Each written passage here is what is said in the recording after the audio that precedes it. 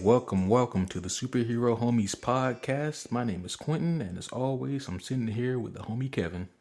Yo, how are we doing tonight, ladies and gents? Hope we are enjoying our December 3rd, wherever we are tonight, or whenever you're listening to this, I suppose. Yeah, whenever you're listening to this. Yeah. Mm-hmm. But, yeah, man, so how's everything been going? I've been kicking back pretty well, man. Yeah. Like, today's been super lax day. I've just been, like I told you earlier, diving into the Punisher series on Netflix. Yeah, that's been super fun, and I have a soft spot for Punisher. So every time he does his shit, it's just like, ooh, Frank Castle's doing something. Oh, I can't breathe. My chest hurts and everything. Oh, it's great. Man. If those are the symptoms of you watching the Punisher, then you definitely should not binge it. Because you might pass out. You're right. That's why I've only been doing 2 episodes at a time. Yeah, I've been careful actually because it's like, okay, my heart. Okay, I gotta go get some cold water or something. Okay, yeah. Oof. Yeah, that show that's been awesome, and actually, as Kevin and I just discussed here, in the near future, we will be covering that. So definitely keep your ears open for that, and we'll give you a heads up also when we're about to cover that one. So, Amen. So you guys know it's going to be great. Punisher's been an awesome show so far. Oh yeah, most definitely. Definitely not. He's not disappointed so far. Oh no. Nice. Yeah. So one thing that we talked about that we wanted to start doing now is having like a little segment at the beginning of the podcast, where we just kind of talk about some comic book news. In both the comic book realm and also, of course, the entertainment realm as well, like the movies and TV shows and whatnot. And this week and last week has been really active here. On the comic book side of things, like the comic book world has really been busy with the new Watchmen series. Doomsday Clock is what it's called. This is not written by Alan Moore. This is actually written by, I believe, I think about that now. I think is it Jeff Johns? I don't know. I'd have to do a search on that. I have not been staying up to date with that as well as you have. But while he's looking that up, we also have some other exciting news. For instance, a lot of fans out there are already aware that the MCU has released an intense trailer of good old-fashioned Avengers in the Infinity Gauntlet, the Infinity Wars. Yeah, Infinity War. I was right. Yeah, it's Jeff Johns who's writing. It is. Who's writing Doomsday Clock. And so this is actually the first continuation of the Watchmen that we've gotten in quite some time. Of course, Alan Moore wrote the original back in the late 80s, which is fantastic and has withstood the hands of time. Freaking love Watchmen. I was about to say, it has a huge fan base out there. Oh yeah, I've been learning more and more about that. Oh yeah, have you started that one yet? Actually, yeah, I have been. Unfortunately, it has been somewhat of an occupado week for me, so I'm a little busy. But no, I've definitely been really getting into it. It's a cool writing style. I like it. Yeah. Most definitely. Yeah, Watchmen is fantastic. And of course, I'm not going to get too much into the original now because we're also going to cover that at a future date as well. But yeah, Doomsday Clock just came out, issue 1, and apparently it's been really fantastic. I have not had the opportunity to get my hands on a copy yet. I got to go pay my local comic shop a visit here and see if they still have any copies left, because I know in a lot of cities they went really fast. But yeah, Doomsday Clock, check it out if you're a fan of Watchmen. If you are, I'm sure you probably already have. But yeah, like you said, also, of course, the Infinity War trailer dropped this past Wednesday, and that has already gotten the most views from a movie trailer. So yeah, it's the most viewed movie trailer of all time already. Really? Oh wow. Yeah. I did not hear about that stat. That's pretty cool. Yeah, and Go Thanos. Yeah, and man, just even looking at the trailer, there's a lot of things that we can dissect from that trailer. Because the trailer itself, I enjoyed. I really enjoyed the trailer. I feel like the Russo brothers have always done a really good job at making a tonally correct comic book movie, like from Winter Soldier to Civil War and now to this Infinity War. Overall, I really enjoyed the Russo's work, and I don't think this is going to be any different. I guess my biggest fear about the movie as a whole still is I know it's going to be a 2-part movie, and we're getting part 1 like this with Infinity War. I guess I don't know how they're going to manage to have enough screen time for all these characters to properly shine. I figured you'd say that. I was having the same concern watching the trailer because, and we're watching the trailer, and also in my own personal research of the movie and everything, I looked up some photo shoots that the characters did together, and everything, all the characters basically got a whole new look and makeover for this movie, so right. I can tell that they're focusing in on each individual character, but at the same time, that doesn't prove or disprove whether or not the characters are still going to get the same amount of love on the big screen, Yeah. But at the same time, that could be a good thing. For instance, Drax may not become a comedian again. Yeah, well, I think actually Dave Bautista's already stated that his character gets a more serious tone in this movie. Oh, about daggum time. Yeah. Amen. So, yeah, that'll be something to look forward to. Yeah.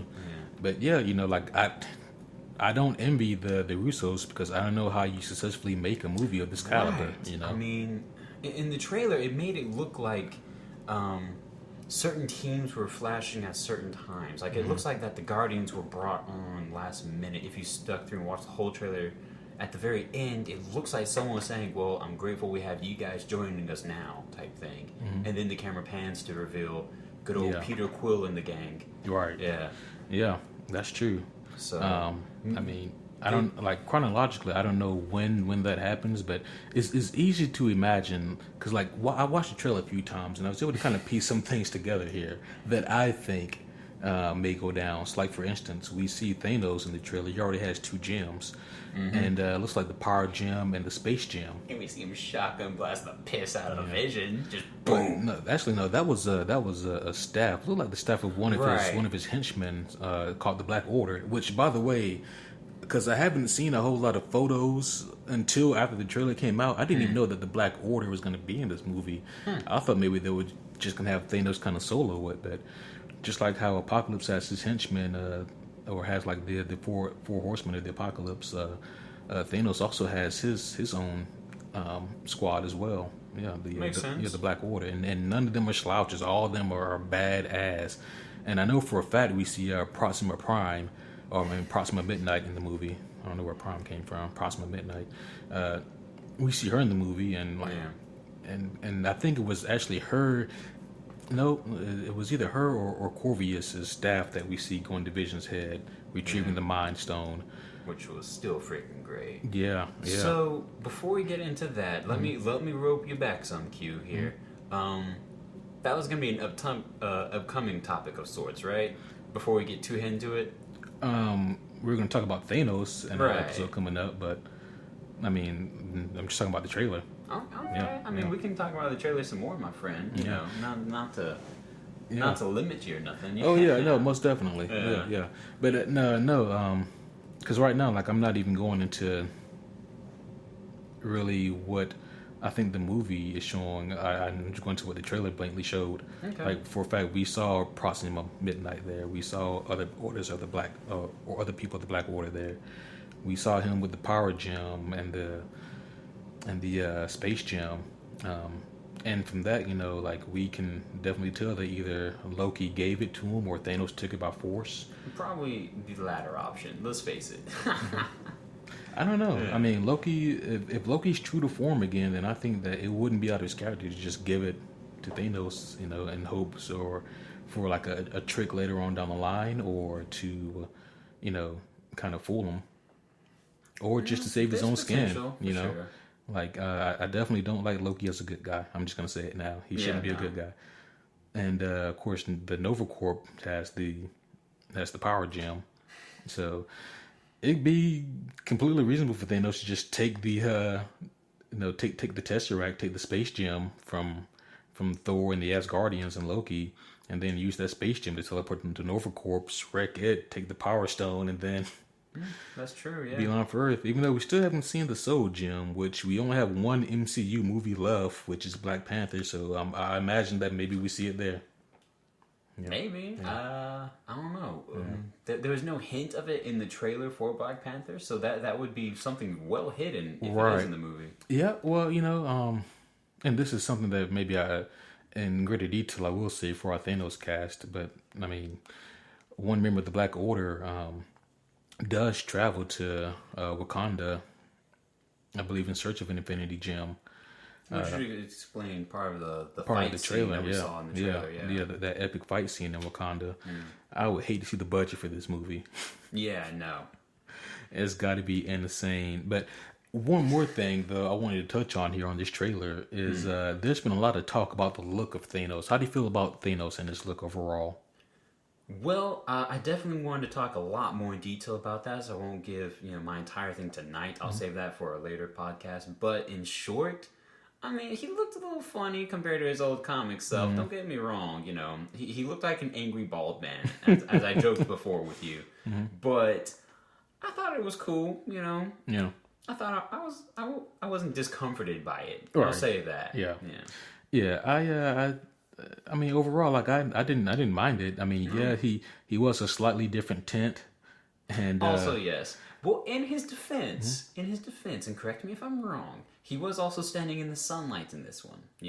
First time we've seen him in the sunlight. Every other time he's just been in space. I guess my thing is, wouldn't he look darker then under sunlight? What?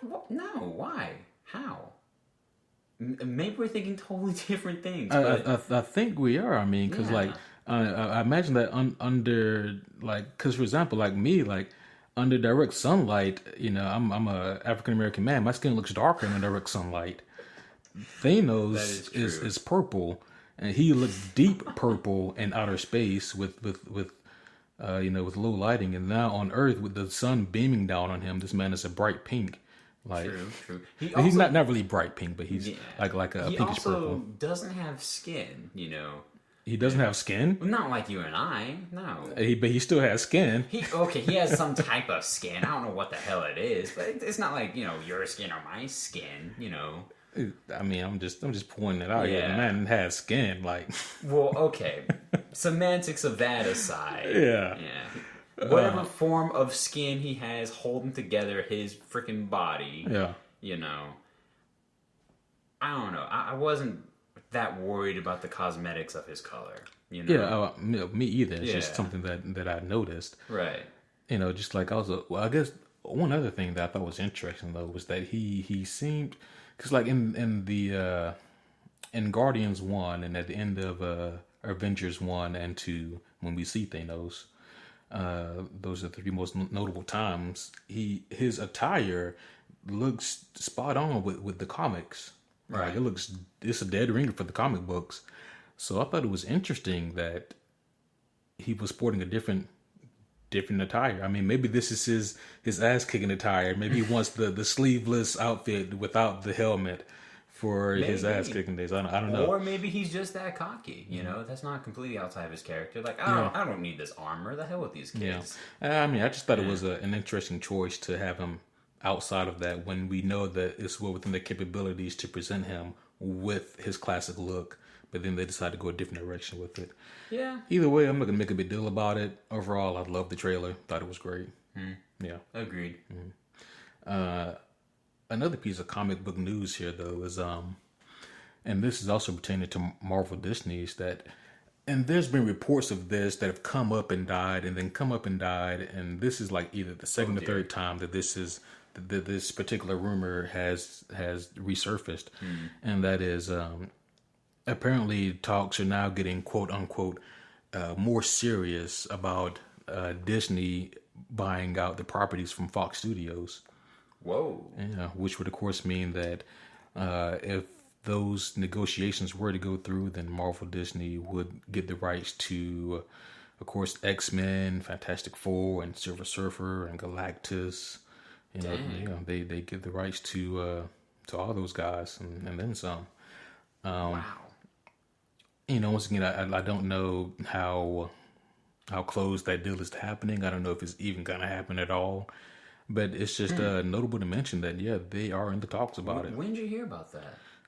This was I heard about it this week and then a little bit last week also, or a couple weeks ago. Yeah. I'm gonna be honest. I kind of want that to happen.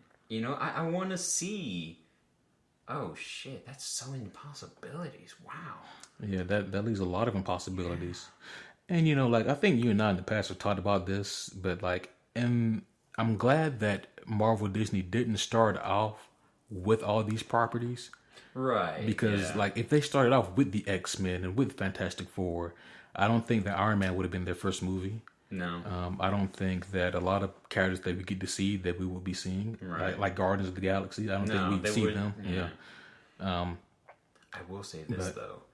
This means, Q, that we might actually see Wolverine on the screen again. Oh, a yeah. whole different Wolverine, I'm sure. It's super exciting to think about that. Oh, yeah. Oh, most definitely. Man. Yeah. And not that I guess one minor concern, though, and it's not that we need another Logan-esque movie. Oh, no, definitely not. But we certainly wouldn't get that from Marvel Disney, I don't think. I mean, I don't know where they stand on that. Like they would also get Deadpool if that would have happened too. Oh, and gosh. Yeah, and I don't know what that would mean for Deadpool. Ryan Reynolds would be out of a job. No, because they recognize that Deadpool is a cash cow, so they do something with them. But at the same time, would they make another R-rated movie though? I mean. Well, I mean, I don't know. I honestly don't know. Could Disney not Disney up their own property? It's interesting in the Disney Channel Spider-Man cartoons. Whenever Deadpool has appeared, wait, what? Back up! I just realized I didn't listen to what you said, and I just now heard it. Disney has a Spider-Man cartoon. How old is that? They've had several. They had a couple. Wait. Yeah, both have been pretty decent. I like the first one more. I think the first one was called Spectacular Spider-Man. Okay. That one was really good. And then for some reason, it only lasted 2 seasons, and then they made a different Spider-Man show. This one was a little more off the wall. It was still okay, but not as good. But okay. I digress. Anyway, the point is though, when Deadpool appears, he kind of censors himself, and so it has a comedic tone to it, but at the same time, Okay. It is what it is. Yeah, I'd imagine though that Ryan Reynolds, they would have to get him to play Deadpool if this deal does go through somehow. If he would want to, I think he would still want to. He would want to play the role, but he was an advocate for keeping the movie R-rated. The way it was. You're the one who sent me the meme about the little kid who sent in a message to Ryan. And it was the mother that sent it in. Yeah. And it's pissed, dude. Yeah, the mother sent. Yeah, for those you don't know, we're referring to a mother who wanted to take her child to go see Deadpool, but I think didn't because of his R rating. Decided to write Ryan Reynolds a letter. Or a letter to someone, and it got to Ryan Reynolds. And basically, the contents of the letter stated something along the lines of, "It would be great if you can make this movie at least PG-13 or something along those lines, so that my child can go see the movie." And of course, Ryan Reynolds as Deadpool wrote back, I would something like I would have to say, "Fuck you, my movie's not changing. It's gonna remain a rated R movie." Which I thought was very much appropriate. Yep. Well, in Deadpool sense, appropriate. He just told a kid to go fuck himself. Come on. Yeah. Well, he told the kid's mother. Oh, okay. and as a result, he told the kid to go fuck himself too. Exactly. It's what it is. But it's just something interesting to think about. If this deal goes through. I can certainly see pros and cons to it. It would be amazing to see the X-Men doing things with the Avengers and Avengers with Fantastic Four, and then that opens up their rogue gallery even more. They can take in Doctor Doom and Galactus and Magneto, and they could actually. Never mind. I don't trust them for that. What was that? I was just about to say they could actually make a great Doctor Doom, but no, I don't know. I think that screens have not done Doctor Doom justice. Come on. Boy, come on. Talking about that, that's another topic for another time. That right really there, is, man. yeah. Poor, because Doctor Doom, man, he doesn't deserve that treatment he gets in those movies, in any of them. Doesn't. In any of them, but at the same time, though, his whole origin and his story is it's not convoluted, but it is complex. It is totally complex. It's totally not your basic. Complex. Someone hit my parents with a car and now I'm pissed. Yeah, no. Yeah. I mean. Okay. Anywho, yeah, but that was the last bit of comic news that I had. Did you have anything else? Oh no, man, that's all I was thinking too. Yep. So this only real news I had was Doomsday Clock being released. Of course, the Infinity War trailer and the potential for Marvel buying out the Fox Studios Marvel characters. Definitely keep me up to post about that too, because I want to hear whether or not some movie politic deals come across. Oh yeah, most definitely. That'd be great. Yeah. So also, Kevin, one other thing that hit me. I wanted to do. Not literally.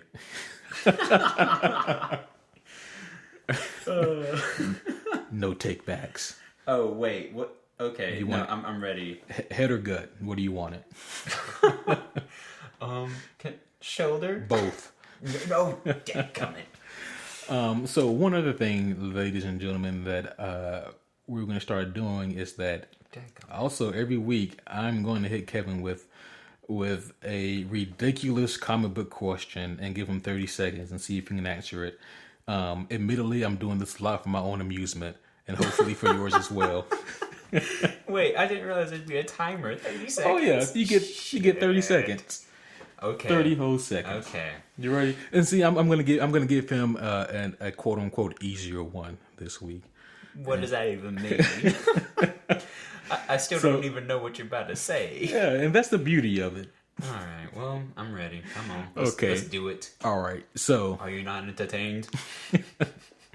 All right, Kevin. So. Oh, that's a foot. You have 30 seconds. I want you to name a superhero who still has both of their parents. And go. Oh, shit. Give me a second. Give me another second. Oh, yeah. Who we got? Give me a second. Yep. The new Nova. The little kid, the boy, Nova. Yeah.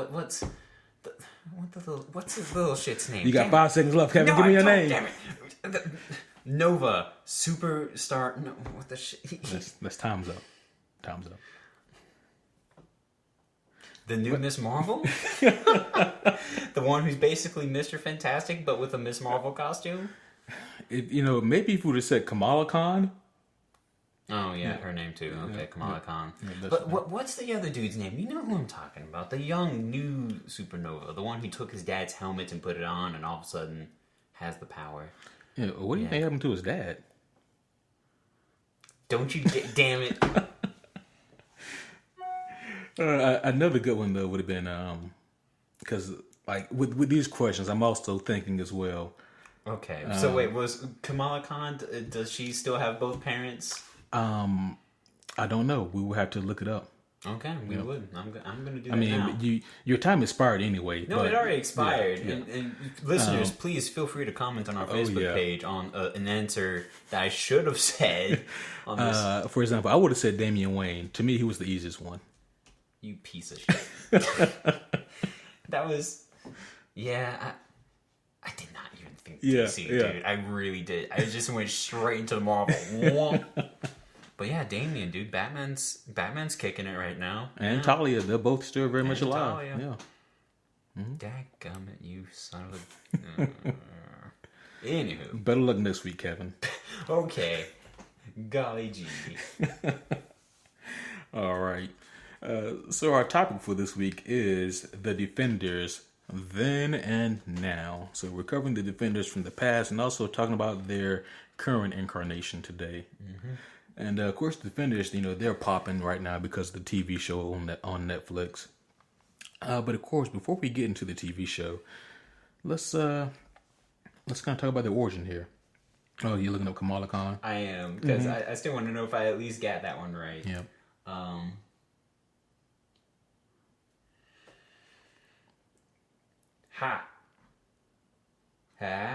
Wait, give it a second. Mm-hmm. Yes! She has both their parents. They're super broke, and she had to go live with her grandmother, or something like that. I'm really just skimming it here, folks. But yes, she has both padres. So suck it. How did you say second when one you didn't remember? Nope, you didn't remember her name, and you didn't say within the allotted time frame. I said Miss Marvel still. You could have been Carol Danvers. Nope, still suck it. Nope. Better luck next time. Yeah, for sure. All right. Anywho, let's press on here. We're talking about Defenders tonight, folks, as he announced. That's right. The Defenders, of course, they were first created in December of 1971 by a Mr. Ray Thomas, the same Ray Thomas who is most notable for his work on Conan the Barbarian comic series. He wasn't the creator of it, but he was definitely one of the primary writers for it and did a lot of work on that. And honestly, I think Conan is probably one of the most famous non-superhero based comic book series of all time. He's definitely up there. It was created by Ray Thomas, and Ray also did a lot of work on things like Avengers and also X-Men. Yeah, I was about to say, he also helped out with Hulk later on. He also helped out with Strange, Namor. Yeah, Justice League All-Stars. This man's done a lot of good work. Actually, did you hear about how he made the Defenders? No. So he was primarily in charge of the Doctor Strange storyline. When in the middle of a story arc in 1971, Strange was canceled. Like, they stopped him mid important story. Yeah, mid-run. Yeah, and so all of a sudden with old Thomas here, he's like, well, what the freak am I going to do? What he did instead was he actually used the properties of, Namor and Incredible Hulk storylines, put them, helped make these two kind of carry the carcass of the Strange storyline.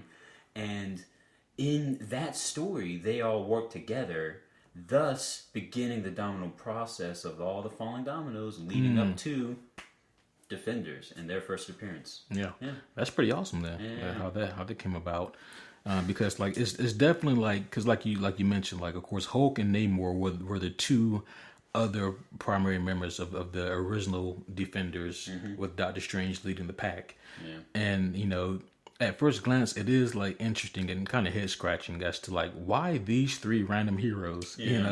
Actually, the stuff I found kind of backed that up a little bit. The Defenders was meant to be a super team of people who weren't primarily teammates. Well, actually, it was a group of super people who had like no real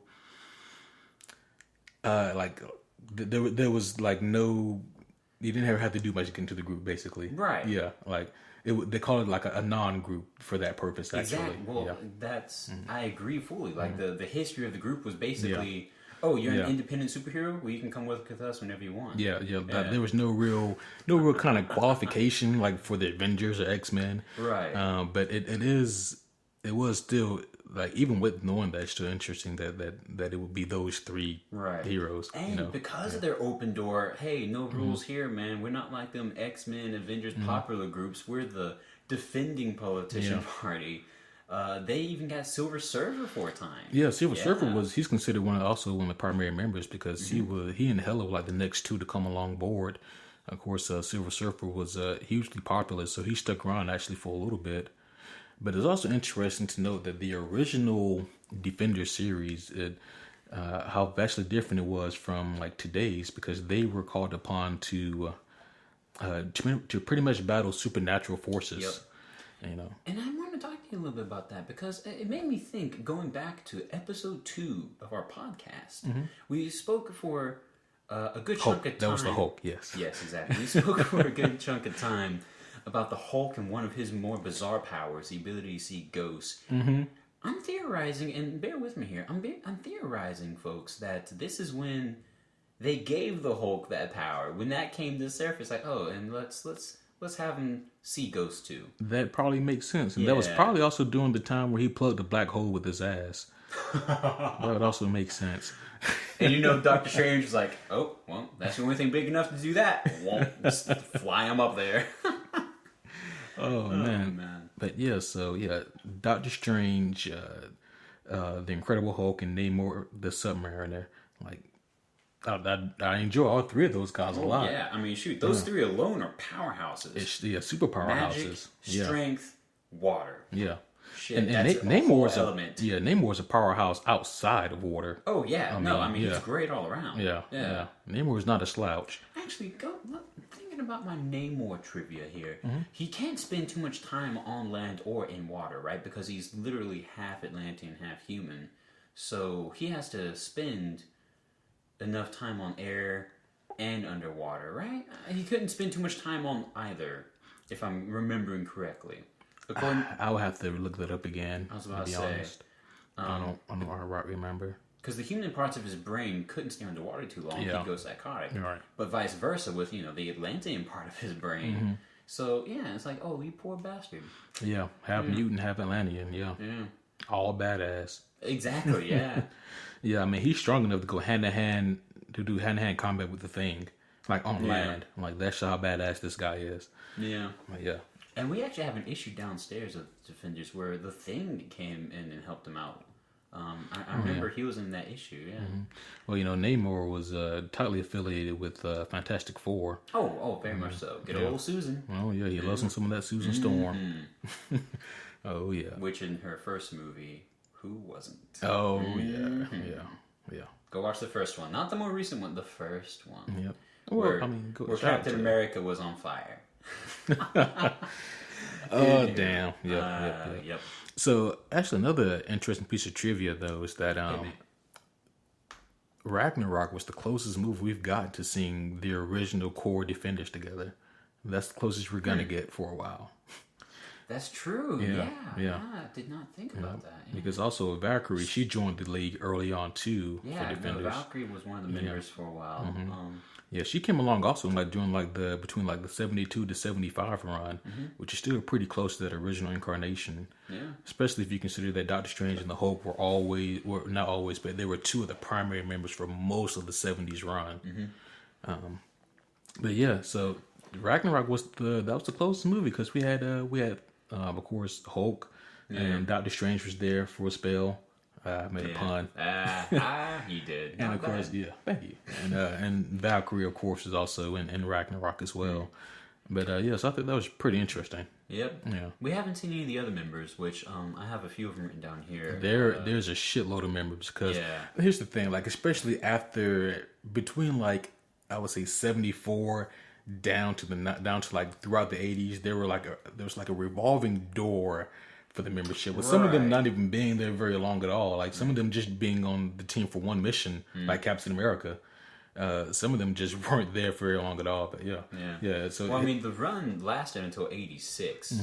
The original run, because there have been secret reincarnations, even one where Doctor Strange was the primary leader, and it almost worked as in a Justice League-esque sense, where he would say, "Oh, we have this mission. Let me get you, and you over there, and let's go on this." You know. Yeah, and that cool idea. Right, yeah. And even with that primary one, though, they had a revolving door of members. They were not consistent. Right. Yeah. Except for with the exception of Hulk and Doctor Strange, they weren't very consistent. But yeah. So who's some members you got down there? I'm about to say some of these members would be Nighthawk. We got Gargoyle, Beast. Actually, that's a popular one. Some people would know. Son of Satan. Yeah. Let's see. We already talked about Valkyrie. Hellcat. I said Hellcat was on there. We saw her in, of course, the Jessica Jones TV series. So I wonder if there's a chance that maybe she can hop on board. Amen. Yeah, hopefully. And speaking of those TV series, Luke Cage. Yeah. Yep. Of course, Iron Fist is also on the show on the team for a while. Right. Daredevil was there for a bit. Actually, Jessica Jones is the only current member of the Defenders who was not on the team beforehand. Right.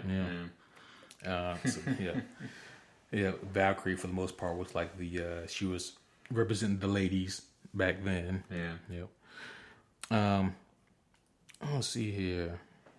Oh, actually, there was one small pun I wanted to make. Oh, jeez. So, we talked about how the comic run came to be in 1971 when old Thomas was still looking for something to carry his Doctor Strange. Well, do you know what they were fighting? What the villain was? What the entity was that they were coming against? He, Hulk, and Namor. No. They were called the Undying, and they were led by the Nameless One, right? Okay. Well, the Undying ones were aliens who are called the Lovecraftian beings. Lovecraftian, as in Lovecraft, H.P. Lovecraft, Cthulhu, all that. Exactly, stuff, So it's like, Interessante. Yeah. I don't know. I found that interesting. Yeah. Hopefully there's a listener out there who didn't just roll their eyes. But, yeah. Anywho, let's press on. Yeah. And so, like I said, the Defenders, like that original run, it kind of died out like around the mid-'80s. Yeah, 86 was my last one for the this hardcore mode we're talking about here. Yeah. Where they were pretty consistent with their run, even with their revolving door members. And then it became things like the Secret Defenders. Things like that. Things like that. Just but actually, the first Defenders comic that I ever read was actually not until the 2011 run, and that's when I really started getting back into comic books and collecting hardcore again. And it was, I think, Defenders Volume 4, and that was a really interesting run.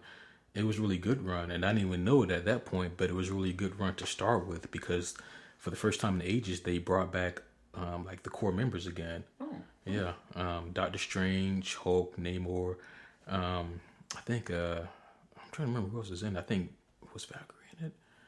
I'm trying to think, I don't remember. But they had a lot of the core members. Ant-Man was in it again, except it wasn't Hank Pym this time. It was Scott Lang that was in it.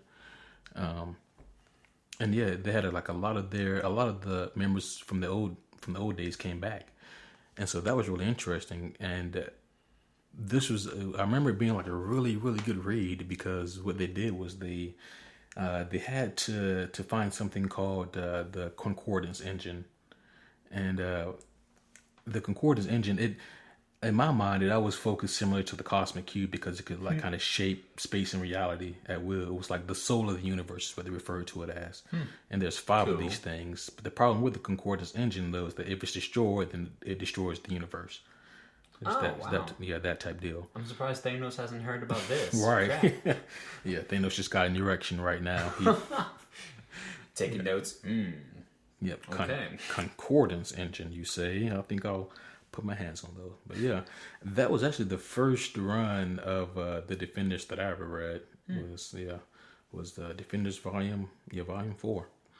And the Defenders died out again after that, and they weren't resurrected until, when you know it, August of this year, August 2017 was when the next Defenders comic run came out, and I wonder why that was.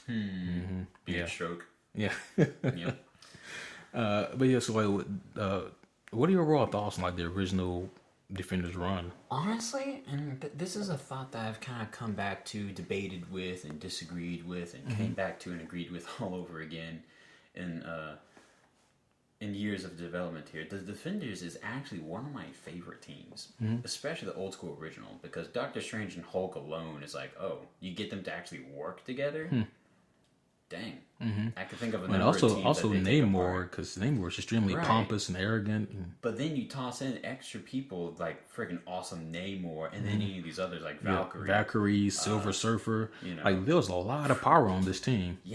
Those, like just those 4. Let's just leave it to those. Screw everyone else. Those Silver Surfer, Namor, freaking Hulk, and Doctor Strange. Freaking Hulk. I know, right? That's my new name for him. I think I've said that a few times actually. Yeah. Those 4 alone, I mean, what team wouldn't have a problem taking on those guys, I mean, shoot. I mean, they can sweep everyone aside, you know? You got your cosmic being, you have freaking the master, what's his title again? Help me out here. What? The Sorcerer Supreme? Thank you. I was about to call him the Master Mystic or some bullshit. I was about to make up something on the spot here. Sorcerer Supreme. Thank you, Q. This is why we get along. Freaking Sorcerer Supreme, a cosmic being. You got freaking Hulk. Need I say more? You got an Asgardian. You got the King of Atlantis. I mean, what else do you need? Right. and like at first glance, it's easy to look at the Defenders and be like, okay, well, so they're just like a B-list Avengers. you know. Yeah. And because unfortunately, that's what a lot of people viewed them as. Because like Avengers, like during that time in the 70s, throughout the 80s, you know, the Avengers, that was like the flagship team. Right. You know, the popular name. Right. Yeah. As it is now. Mm-hmm. Yeah. Oh yeah, and you know, really not so much the Defenders, but. Like the thing of it is, like I look at the Defenders in comparison to the Avengers, the same way that I look at like X-Force compared to X-Men, you know, and it's not so much that like one is technically more important than the other, but it's more like they play different roles. Right. Yeah. One is better equipped for certain things. Exactly. For instance, you know, good old ghost hunting Hulk and you know Doctor Strange taking on the supernatural and mystic forces, whereas Avengers took on like otherworldly beings and foreign attackers. Right. Yeah. You know. Yeah. Because like you know, with the X-Men, like their whole primary deal was to help protect and defend mutant kind, and also defend humankind from mutant threats and all that. While the X-Force were tasked with you know doing the more dirty work of the team. Special operations. Yeah. Spec ops and all that type stuff. And a lot of the covert stuff that the primary X-Men maybe didn't have time to do or couldn't do because there was so much under the spotlight. Or, you know, morality problems. Yeah. Yeah. During like the later run, like the once again the 2011 run of the X-Force, they really had to do a lot of morally questionable things, which is why Wolverine led that team. Yep. Yeah, during that time frame, you know it's bad when Wolverine has to lead. Hey, he's a pretty good leader. Yeah. Damn it, Q. He's no Scott Summers or Captain America. I still think that Wolverine works best alone. Oh yeah, no, there's no doubt about that. Yeah. But enough about Wolverine though. Yeah. Like so. Really, like once again, like when I think about the original run, like I said earlier, my mind automatically goes back to the Defenders Volume 4, that 2011 run, and you know I think about that run not only because it was the first I've ever read of the Defenders, but also because of what it was able to teach me about the Defenders and about what they do, and you know I look at them and I kind of think that you know this is a team that. It does kind of seem like a hodgepodge, but like the writing makes it work, and that's what it comes into a lot of times is does the writing for it work? And for the most part, what I was able to read, writing worked great. Yeah. And so they were able to take like these this oddball group and then make them work.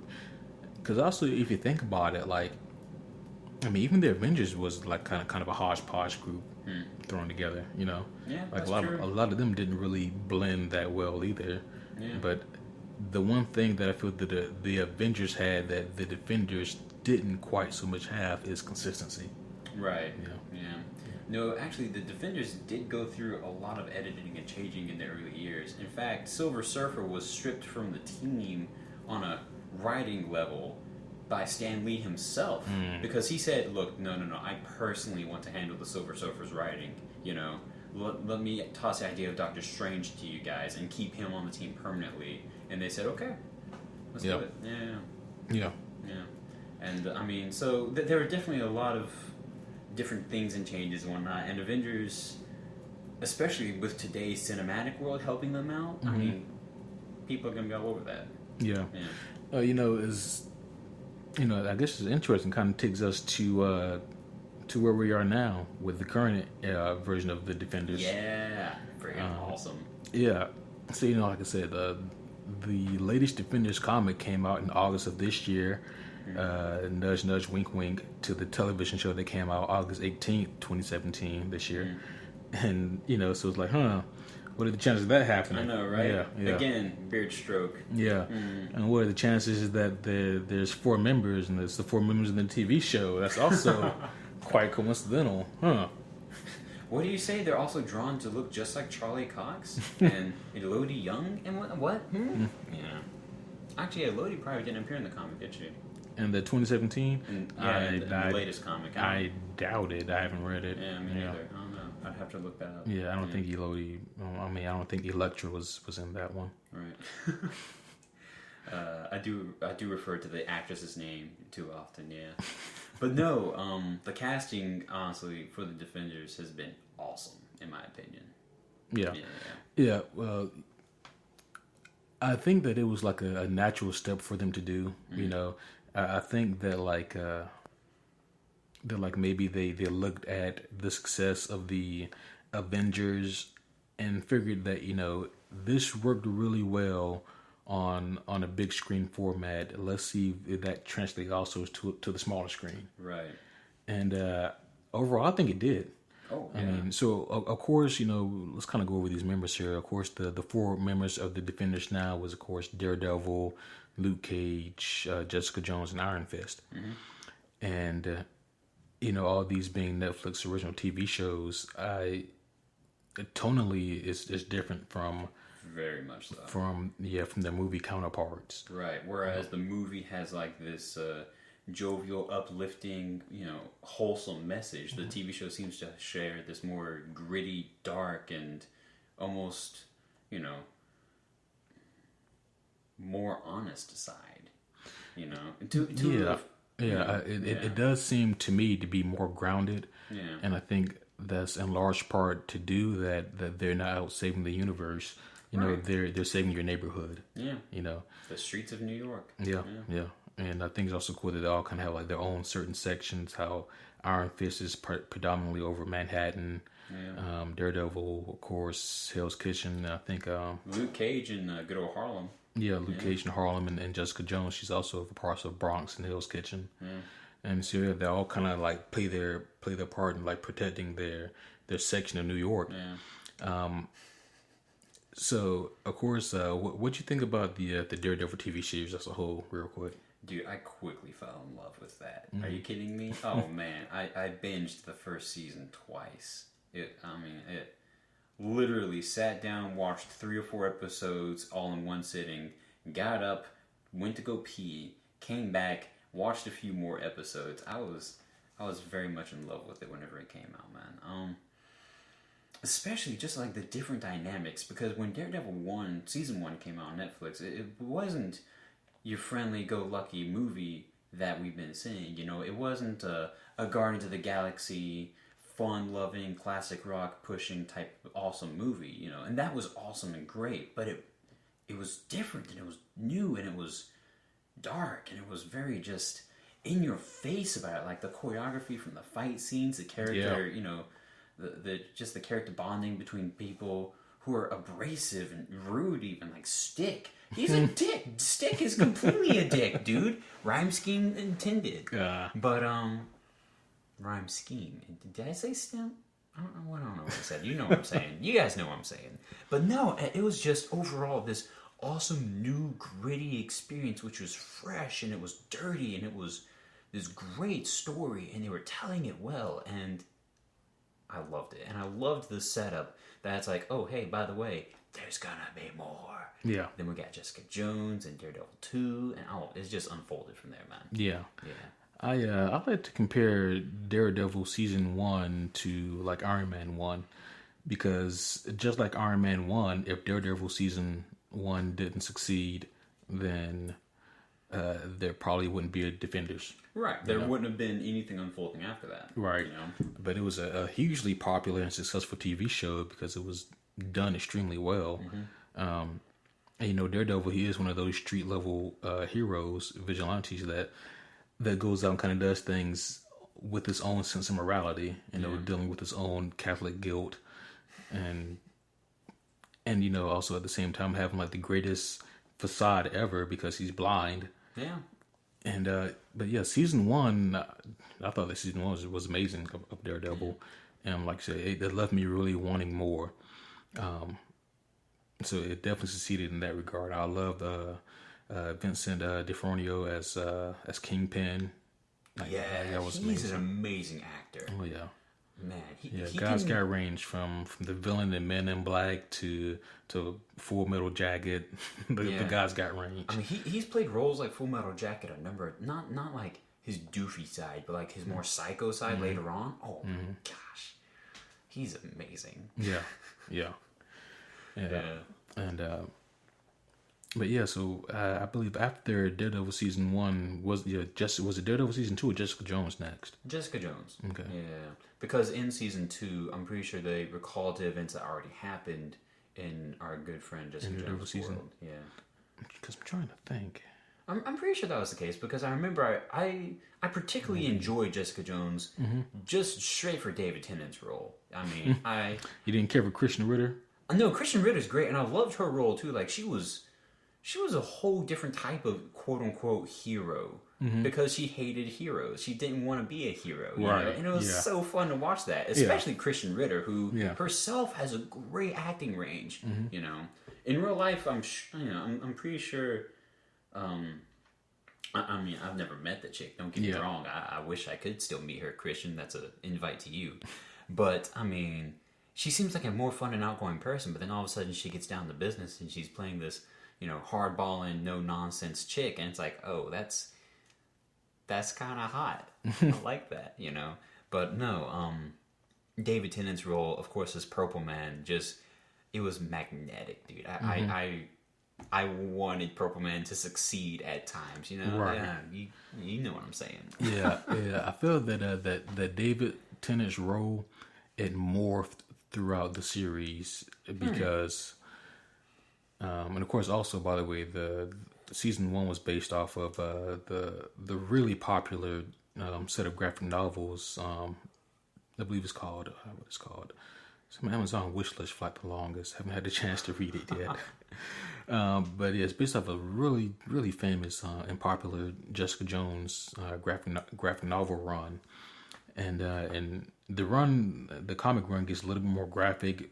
Talking about how she was raped by Purple Man and things of that nature, and how Purple Man's a creep.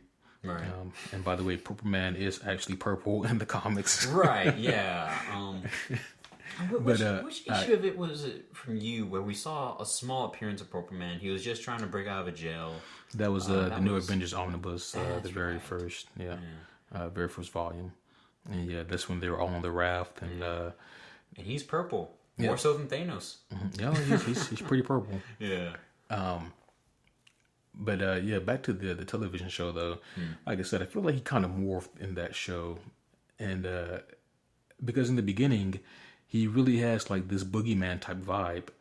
Because we only hear whispers of him, and we only see like glimpses of him, not even really David Tennant full on, and like, he has this really creepy, almost ghost like vibe to him. Where like where you're supposed to feel kind of creeped out just at the mention of his name. And then we finally get the reveal when we see him, and then we see his powers at work, and we see how psychotic that can be, and you almost wonder like, is he psychotic because of his powers, or was he psychotic before he even got those powers? Because I can definitely see how being able to use your words to make people do as you will, I can see how that can turn someone into a psychopath. Oh, really quickly. Easily. Yeah. Shoot, give him a month, he's gone. Yeah. Like when people just. I mean, because think about how that would just shape your world and change your world, right. Well, think about our first appearance we saw him in. I'm pretty confident the first time we actually saw and almost interacted with Purple Man as an audience was when he knocked on the door of this this nice apartment complex, quality place. And the husband opens the door and he says, "Hey, you're going to invite me in. Come on in." And then he goes in, he tells the kids, "Hey, go sit in the closet and don't make a sound." And they run away, and there they go. And then the wife is making him dinner, and he's just like taking over the household, turning the family into peons for his enjoyment. Yeah. And like it's easy to look at that from the outside and think, "Oh, this is just a TV show." Like, of course, in reality, people wouldn't really do that. But I think with enough time, I think a person would easily succumb to that and begin to do that. I mean, for me, I know it started off with me, calling in to work and telling my boss, "Hey, I'm not coming in, but you're going to pay me anyway." Like, that's exactly where it would start with me. Wait, did the power work over? No, the power couldn't work over lines and radio waves, right? I don't remember. I'm pretty sure it couldn't. Do you think it was only direct contact? No, it didn't, because he eventually had to get his dad's help, remember, to try to boost his power and to... Yeah. I know for Jessica Jones, like there were certain principles where it wouldn't work. Right. But I feel like the third metamorphosis of him was seeing him no longer as like this entity, but now we see him as a man, a man who has flaws, and a man who honestly doesn't know that much about the world, because even though he lives in the world, like he doesn't really associate with it because he controls everything around him. And so he was almost like a little kid at one point, because he just didn't know a whole lot, because he didn't know how to be a normal person. Yeah. And I feel like the show's success not only depended on Christian Ritter's portrayal, but also the writing and David Tennant being able to pull off that kind of metamorphosis as the show reveals more about him. Because had the show not succeeded in portraying the character of Purple Man, then it would have folded in on itself. But yeah, overall, I really enjoyed Jessica Jones a lot too. One thing I will say about about all four shows, like excluding Defenders, is that I feel that like the middle, maybe episodes 5 through 7 or 8, they all they're not bad, but I feel like they kind of drag out a little bit in the center. I think I was talking with you earlier about that, how they do have almost this semi-predictable slowdown period where the story's kind of like stretched a little bit just to kind of help it like fill some time and things like that. I feel that the only exception would be maybe Daredevil season 2. But even then, it was like they had like a kind of a strange transition for my liking, because it's almost like season 2 is almost split into 2 different seasons, with the first half being the Punisher season and then the second half being the Elektra season. Right. That's what it feels like. And so like the transition from Punisher to Elektra to me was almost a little jarring, but still overall an amazing experience. Actually, didn't they even give you like separate trailers for that? Like whenever the series hasn't even come out yet, I thought they were like Daredevil meets Punisher trailer, and then Daredevil meets Elektra trailer. I think you're right. Yeah. Which, shout out to good old John Bernthal and Elodie Young for that. Dadgum. Yeah, they did amazing. So what you think of Luke Cage? Oh, dude. I'm not sure you remember this, but I remember I asked you, like, hey, so how much of Luke Cage has you watched yet? And yeah, that's right. Because I remember the show came out on a Friday, and it was like a Sunday, and I was like, I'm just about to sit down and start it now. And it's like, how much have you watched? And I was like, the whole thing. Yeah, I finished it. Yeah, it's done. And I was like, I was kind of taken aback, so I was like, what? Yeah. Well, it fell on that right weekend. And folks, come on, defend my back here. It fell on that one weekend where it's like, wow, I actually don't have to go into work at all this weekend? Wow, that's kind of surprising. What am I going to do? Oh, hello, Netflix. You got some Luke Cage love from me. Let's see what Harlem's up to here. Let's see what's going down in town. Yeah. And it was great. It was. Dude, freaking Coppermouth was the bomb, dude. I'm sorry, I can't call him that. But, you're not supposed to call him that. Yeah. That's not my name. Yeah. Oh my goodness. I loved his role. He was the... Who played that part? I forget his name. I'm about to look him up. So of course, like the first time we see Mike Coulter as Luke Cage, it's actually in Jessica Jones. He was another good element of the Jessica Jones show that I forgot to mention.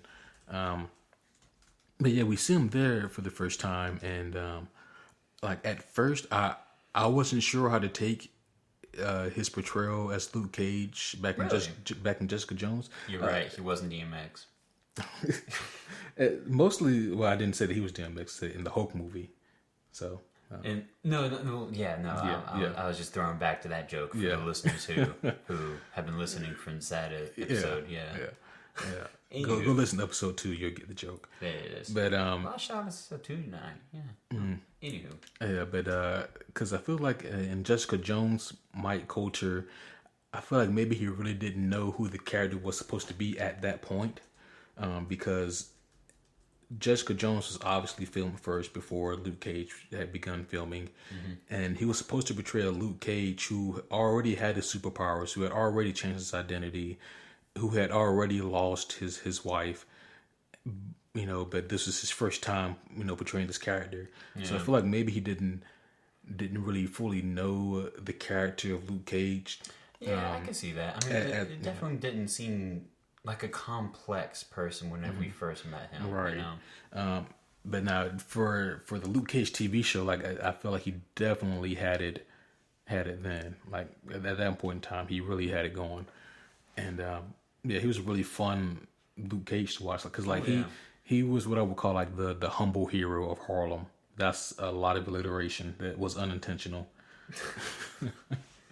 But yeah, like I guess overall, I really like him as Luke Cage, because like he does have that humbleness, but at the same time he's also badass when he needs to be. Like I remember the one time where he kind of stormed like this apartment complex, like with the car door over his arm, and just kind of took over the place. Like that was amazing. Yes, I loved that. And I loved like the music they had in the background for that, dude. Oh my gosh. I think I enjoyed the music for Luke Cage more than I have any of the shows. Oh yeah. Yeah. No, that music's been amazing. I love the bluesy feeling of the Punisher, but you really get involved with the world of Harlem whenever they showcase all the music for it and whatnot. And the club music, dude. Yeah. Oh my gosh. Oh man. Yeah. All that was great. Yeah. Oh, that was fantastic. And I did just find the actor's name just to give him some love here. I'm gonna butcher for Coppermouth, you mean? For Coppermouth. Yeah. I'm gonna butcher the piss out of it. I'm so sorry. Mahershala Ali. I'll take your word for it. You read it and see how you pronounce it. Yep, I just said it in my head, and I even got it wrong there. Okay. It can't be any worse than me pronouncing the Thor Ragnarok's name. Yep. Not even gonna guess that one either. Nope. Not even gonna try to say that one. Nope. Nope. Me either. Anywho, that guy. Yeah. Okay. But yeah, like I thought that Luke Cage was I thought Luke Cage had great pacing and was moving really fast and had great intricate characters, because like the two villains that we saw up until the halfway point, being Coppermouth and well man, what was her name? She's running for like mayor. Coppermouth's cousin. Yeah, her name started with the M. What was I forget what her name was. But geez, I don't remember the character's name. But both of them I thought were fantastic villains. Like they were complex. Like they weren't just evil for the sake of being evil. They were products of their environment, and they were people who were doing what they felt they needed to do in order to get what they wanted, you know. It says here that her actress was Black Maria.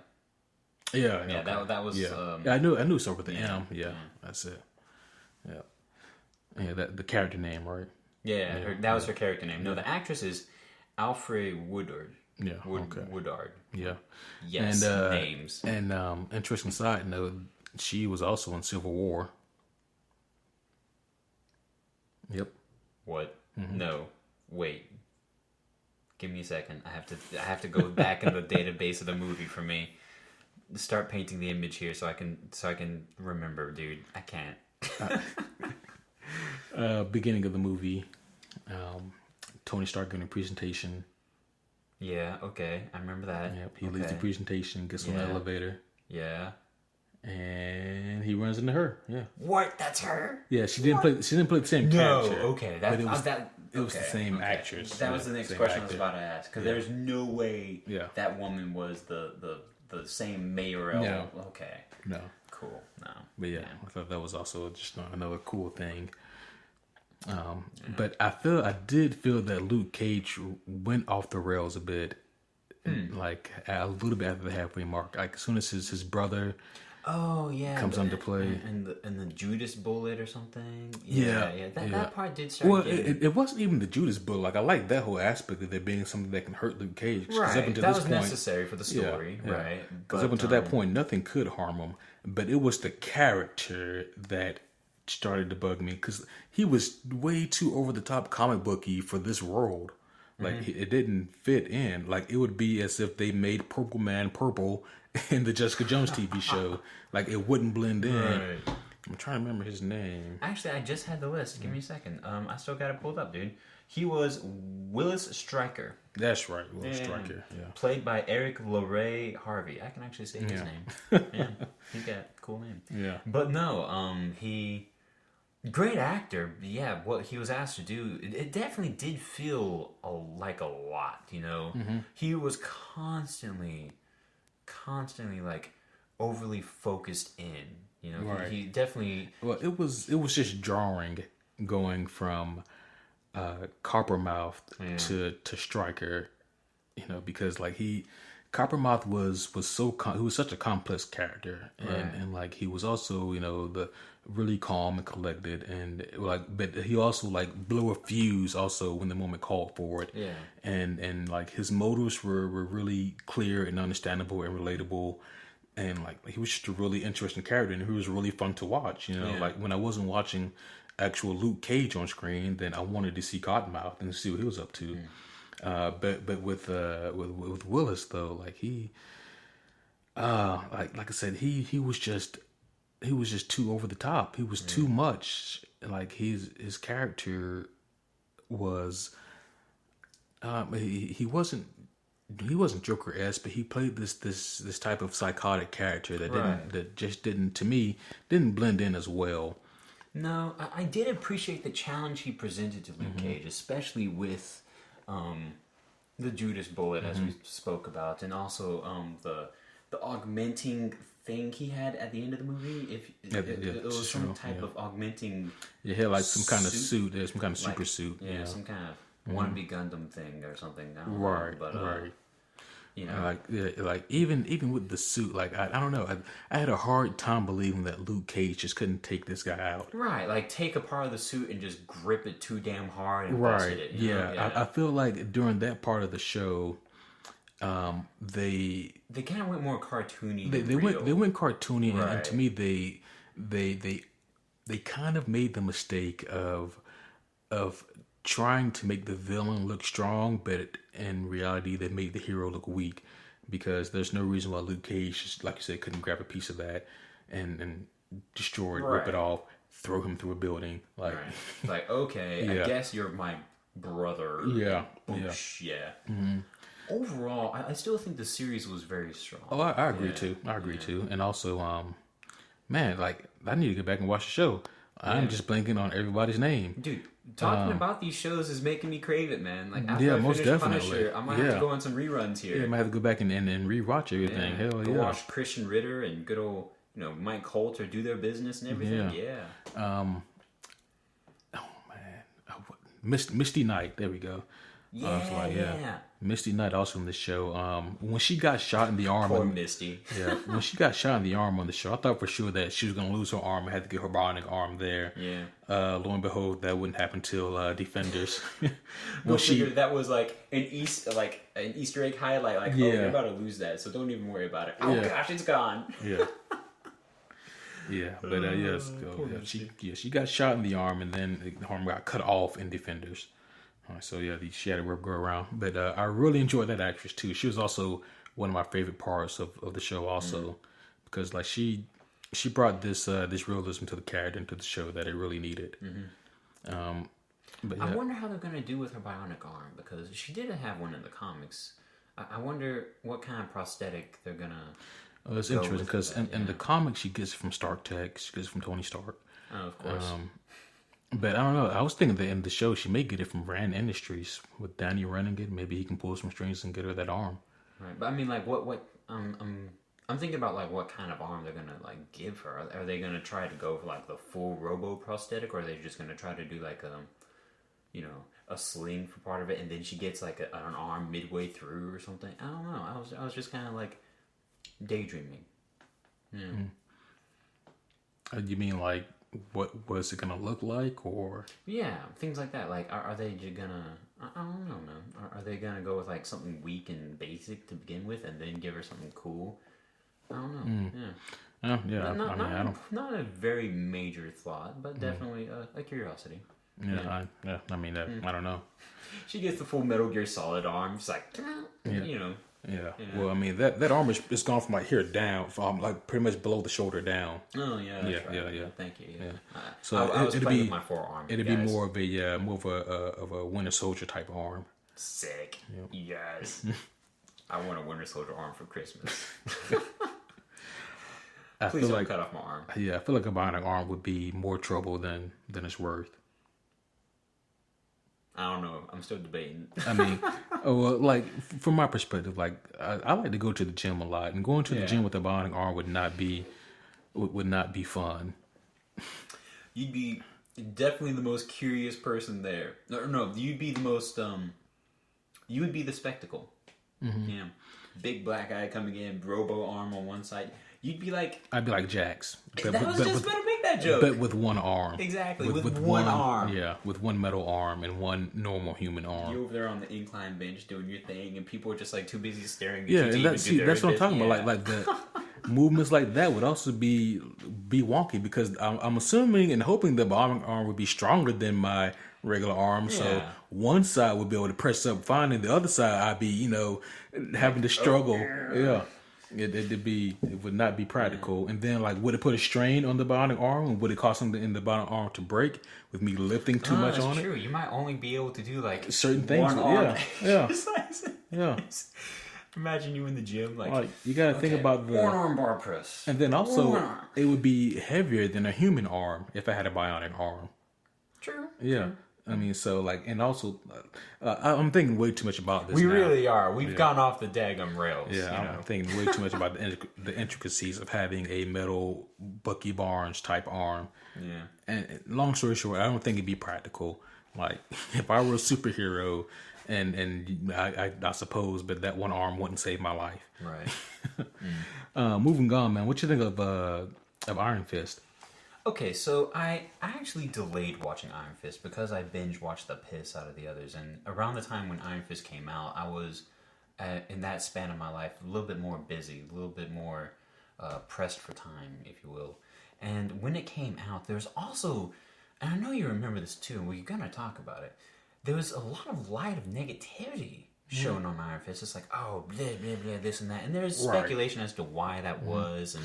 Yeah. So here's the thing, real quick here, and this is what I've mentioned. Yeah. Slightly different. Before you go into that, I do want to make it clear. Like, I did eventually watch Iron Fist, everyone, and I did eventually say, "Wow, I don't know what people are talking about. This was actually a pretty cool show." Yeah. It wasn't my favorite. Yeah, it wasn't my favorite. It was definitely a good one. Like, here's the thing. I think that overall, it may have been like my least favorite of the four, but that doesn't mean that I think it was bad. No, not at all. Like, I would watch Iron Fist over other TV shows. Easy. Yeah. I thought overall it was a really, really solid show. And like the thing of it is that people give it slack for one or two reasons. One is susceptible, and one is dumb. So the people in Group A, I know the dumb one. People in Group A, they dislike it because they think that the story is disjointed, that it has plot holes, that some of the characters aren't where they need to be, and that Finn Jones doesn't fit the role. And I'm like, okay, I can see your points on all those things. Yeah, like I get it. That's your opinion. Honestly, I thought Finn did a pretty okay job. I mean, especially for this version. Of Iron Fist, Which... Well, I think the problem has a lot to do with the writing of him, like, because he was dealing with this more bratty, almost teenager-esque. Like I said, he was in a state of arrested development. Mentally younger. Yeah, he was in a state of arrested development for the show because he wasn't mentally mature, as to where he should be. Even though he was raised by a bunch of monks. Yeah. And I mean, I guess in a way that would make one become a little, socially immature, right? But like I was saying, but there's the other group of people that gave the show flack because Iron Fist was cast as a white man, and that is what I was thinking. I'm like, oh, okay. I'm like, gosh, like, shut the hell up here. Yeah, no, that I brushed that off. I mean, he's a white man in the comics. Yeah, Danny Rand is a blonde-haired white guy in the comics. Yeah. And then for you to say that he should be Asian is more racist than him being cast as a white man. I'm like, first of all, like you put your own foot in your mouth because you proved that you never read a comic book a day in your life. And you also proved that in trying to be this progressive person, you have in fact failed at that task also by saying that only an Asian person should play a martial artist. Like, that alone in itself is an incredibly racist thing to say. don't play into the stereotypes. Yeah, don't play to the stereotypes. Know your source material before you make a comment like that, and watch the show for what it is, not for what your twisted mind think it should be. Yeah. But going back to the reasonable first, going back to the reasonable first side, the show did have its downfalls, but it also has some good moments to it as well. Mm-hmm. Definitely. I know they are doing a season 2 of it. Oh, good. Yeah, cool. Yeah, and Finn, he is working more like more in his martial arts, because I don't think he had a whole lot of time to practice, honestly, for season 1 or Defenders, because Defenders was filmed like almost concurrently. Right. But like overall, I didn't really mind Finn Jones' performance as Danny Rand. What you think about the side characters, the Meachums?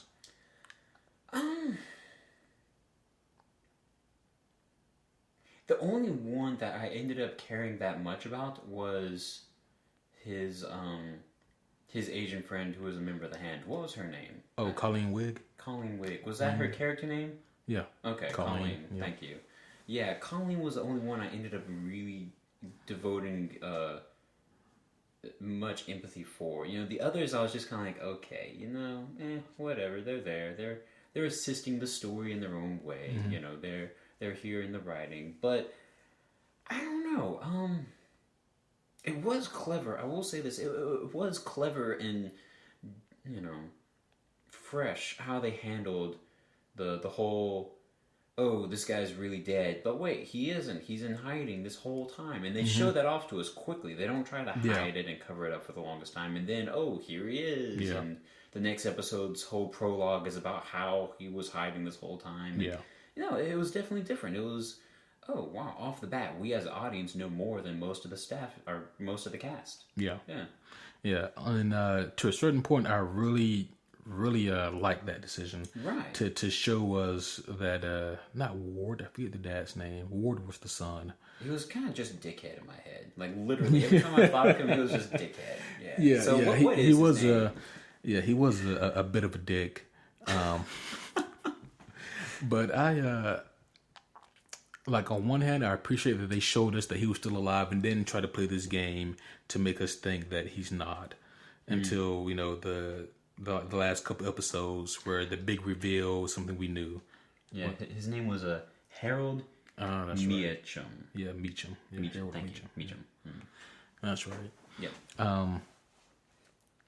But like, I guess another thing though was that I hate when I know more than the character in the show, because then I'm just waiting on them to catch up to what I know.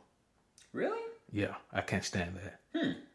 I mean, you like that as a effective? It's not teacher? my favorite. Yeah. It can be super ineffective, and it can really ruin a story for you. It's frustrating because you're waiting on the story to catch up and then progress versus, Well, I don't see it as waiting on the story to catch up and progress. I see it as waiting for the protagonist to catch up and progress. Which is the same thing, in my opinion, because right. the story don't progress without the protagonist. True. And I mean, we could definitely talk about the philosophies of that, but I think at times, a carefully written story, it can actually serve for a better purpose. It can definitely serve for a better emotion builder, intensity, Right. Especially in certain scenes or action sequences or things like that. It could definitely be cool. And don't get me wrong, it could definitely ruin a potentially good story. It could definitely ruin it. Yeah. In fact, I remember reading an interview someone did with Stan Lee, and Stan Lee said that in his comics, a lot of the times, if he was telling a big story arc, what he would do is tell it from the point of view of the person who knows the least. For instance, in one of the big storylines, House of M. Yeah. In House of M, I read. Is that where I read the interview? Yeah, it was in the back of the novel. It was in the back of the graphic novel, yeah. Spider-Man knew the least in the situation. He wrote it from Spider-Man's whole point of view, and as the reader, we see the story not literally through his eyes, but we are reading more from the thoughts of Spider-Man as to what the freak is happening, and all of a sudden stuff happens. Yeah. And that was cool. Yeah. That worked out well. That worked out well because also, as readers, though, we didn't know what was happening either. Right. And that time, it was really awesome. There was, but see, what I'm talking about is when we know what's happening. Right, no. But the protagonist doesn't. I was leading up to that. Yeah. At times, that can also be effective, in my opinion, you know? And I can't think of a great example, so I can't argue my case. Not that I want to argue with you. Right. But, I mean, that's just my opinion. I know one example where it also didn't succeed. There's actually two. One's from Mr. Robot. I know you don't watch the show, so I'll go to the second example. The second example is in Game of Thrones. We're gonna go Game of Thrones here for just a moment, folks. Dun, dun, dun, dun, dun. If you're listening, I'm pretty sure you probably watched the show. It's only like one of the most amazing shows on television. It's really good, guys. Watch it. Anyways, so people people kind of fortunately there's enough turning wheels on this show to keep any watcher invested in it. Oh, of course, yeah. But one thing that people were just ready to happen was one for Daenerys to finally make it over to Westeros, because when is she ever gonna get? She's been traveling since season 1. But the other main thing that people just already knew, but were just waiting for the show to finally reveal, was Jon's true heritage, and that detracted from a lot of viewers' experiences. Like, I mean, it was one thing also because myself, I'm not even a book reader, and I put it together, and like I feel sorry for the book readers because they've theorized and they put that shit together years ago, and then I feel sorry that the show was kind of dangling this carrot in front of their face and all of our faces, and at the same time we were like, we know. Yeah. And then, they finally give us the reveal, and it wasn't as impactful because we as the viewers were like, we already know. True. And so, I feel like there's a few viewers who didn't know it or didn't even believe it at the time, Yeah. And that's a whole nother topic. Right. But, yeah. And I will say this again, just to iron my point into the table here, in our plastic table, that storytelling method, and to clarify, the method of showing your audience a certain fact that our protagonist doesn't know, thus giving the audience information that we,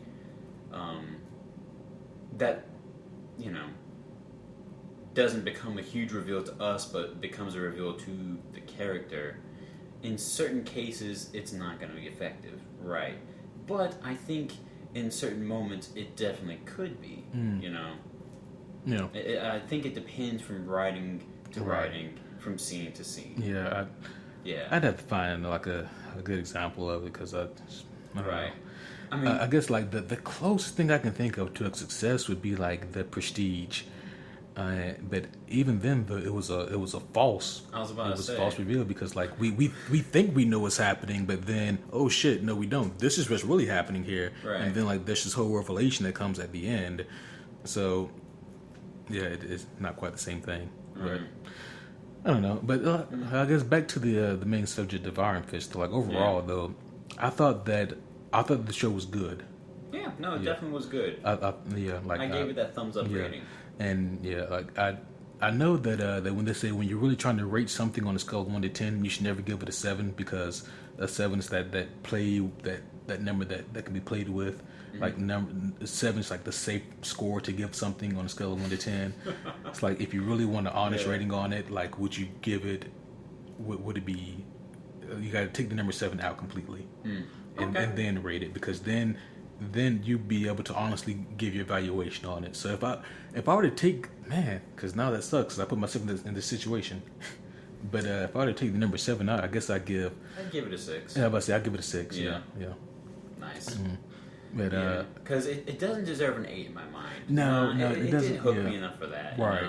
But it did enough to keep me watching and to see where the story goes.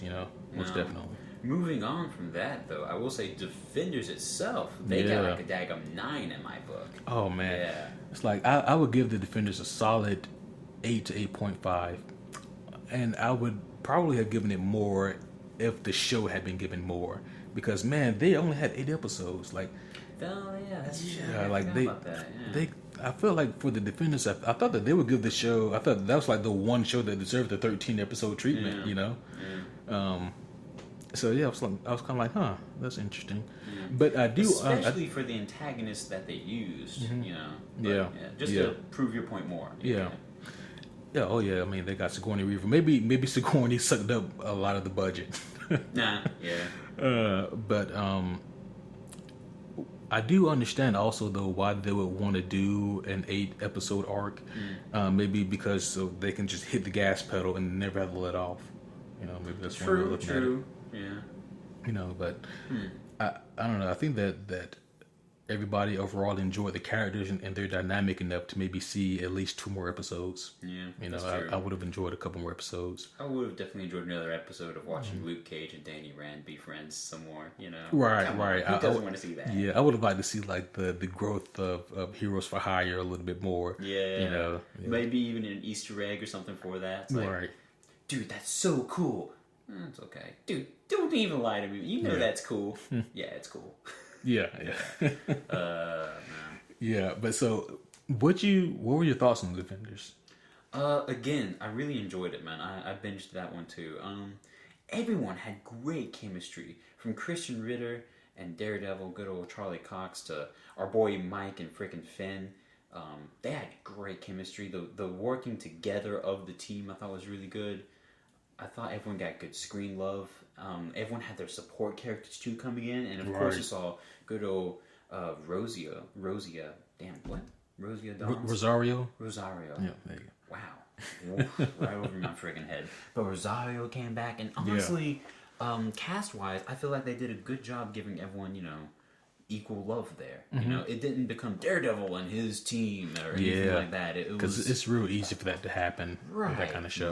You know, one thing I like about the show was the color scheme of it, how every hero had their colors and how it was subtly shown throughout the show. Like with Daredevil or Matt Murdock, you see like the muted reds in his scenes, and then with Jessica Jones, we still see purple in her scenes, representing of course the Purple Man, and then with Luke Cage, we saw like a lot of the dull yellows, and then Iron Fist saw a lot of the greens. And even in the marketing they did that, which I thought was super cool. Yeah, that was pretty clever. But yeah, I loved them coming together, and I loved how like Jessica Jones, how her character wasn't, how she was reluctant at first, but then decided, you know, well, shit, I don't want to do this, but I guess I have to. Shoot, her and Luke Cage both, especially on the whole, like, oh my gosh, everyone here knows Kung Fu, you know? Yeah. But so let me ask you this: what do you think about the Luke Cage and the Jessica Jones dynamic of basically fighting common street thugs, of their transition from that to this whole next level stuff? Because this was a whole huge reveal for those two. You know? It was. Yeah, because of course Iron Fist and Matt Murdock knew about the hand. Yeah, they've been training since, you know, childhood essentially. Right. Yeah. And they're both essentially like ninja warriors. You know. So what did you think about that? I thought that it was very well handled and very well communicated from the show to the viewers, that from the perspective of Luke Cage and Jessica, like, we don't know this war. But I do also love the dynamic between those two characters, Jessica and Luke, because Jessica was true to her character and saying, like, I'm not here to fight a bunch of ninjas, I'm gonna leave. And Luke, you know, being Luke, was like, well, like, shit, like, I know that there's ninjas around here and I don't want to deal with this, but I'm not gonna let them take over my neighborhood. I'm not gonna let them, you know. And so I really love that dynamic between them. They held true to their separate shows, I would say. Yeah. And I also love how they didn't completely forget about the romance between those two either, and how they kind of played up on that also. Like there were innocent flirtations. Right. Yeah. Oh, we can go out for coffee sometime. You know, that freaking Luke Cage's line. Yeah. Yeah, that was nice. Yeah. I also thought it was nice seeing Elektra being true to form as well. Yeah, that's another question I want to ask you. So, hopefully, and most probably, we're gonna get a Defenders 2 on Netflix here. Yeah. Do you think we'll see Elektra on the team, and do you think we'll see Punisher on the team? I don't know if we'll see Elektra on the team. I mean, I'm leaning more towards no on that one. Okay. Fair. And Punisher, I think it's possible that we'll see both Elektra and Punisher in the show, but maybe not on the team. No? Yeah. Okay. I mean, I don't really see Punisher. Like, they would really have to sell me on Punisher being on the Defenders. They really would. Yeah. Like, once again, like, I can see him on the show, but maybe not in the group. I was actually imagining a funny made up, Bat in the Sun fight in my mind. Shout out to those guys. On the way here, just driving to our little podcasting studio, I was imagining Punisher versus Luke Cage, and Punisher, good old John Bernthal's face, just like shooting Luke Cage. Is like, oh, what? Like what? What's wrong with this gun? Yeah. Yeah. Mm-hmm. It's like, oh, you poor Punisher, man. That's not gonna work, bro. Yeah, it's not gonna work. That's not gonna end well for you at all. Even though there was a miniseries, Punisher versus Wolverine, in which it ended with Punisher literally steamrolling Wolverine. What? That's and also, super cool. And also shooting Wolverine's balls off. Yeah, yeah, all that happened. Oh, poor Logan. So I don't know. Maybe he do better against Luke Cage than I think, but I still don't see it going that well for him. He put up a hell of a fight, but I'm pretty sure at a certain point in the cinematic fight scene, I'm imagining Luke Cage would walk up and grab his piece and just pretzel the sucker like he's done in so many times. Right. Yeah. Yeah, like if Luke Cage was a real bloodthirsty person, then the fight I think would be a lot shorter. Yeah, that's true. I think that would actually end the fight for Luke. Like he'd do that and give it back and just be like, have the so Luke Cage face that Mike makes so well. The whole like smirk, like yeah. No, I think that Luke Cage, I think it's great that he's like almost like a public figure type hero. Yeah. Because he needs to get sponsored by like Nike or Timberland or somebody so he can have like a constant source of clothes. Exactly. Yeah. Or like, I don't know, maybe, I don't know. You need those bulletproof suits from John Wick, man. Yeah. Oh yeah. That'd be nice. That'd be a classy Cage. Yeah, that'd be classy. It'd be fancy. Oh, poor Luke Cage. Yeah. Always like, I'm about tired of buying these clothes. Yeah. Oh man. Yep. But yeah, man. Like overall, I thoroughly enjoyed the Defenders, and let me ask you this question though. Because we only got to see glimpses of it before it was stopped. Daredevil versus Iron Fist. Who wins? Oh, dude. I gotta give it to Daredevil right now. Oh yeah. Yeah. Even though Iron Fist has the Iron Fist, in his defense, he's pretty awesome and he's a great kung fu guy. But mentally, he's weaker, and that would hold him back. Whereas I think Matt Murdock, good old Charlie Cox, I think his character would be able to take him on. Because he doesn't rely on an Iron Fist. He just relies on himself and what he can physically do. To be fair, though, because I'm going to play devil's advocate a little bit here. All right, please do. Yeah.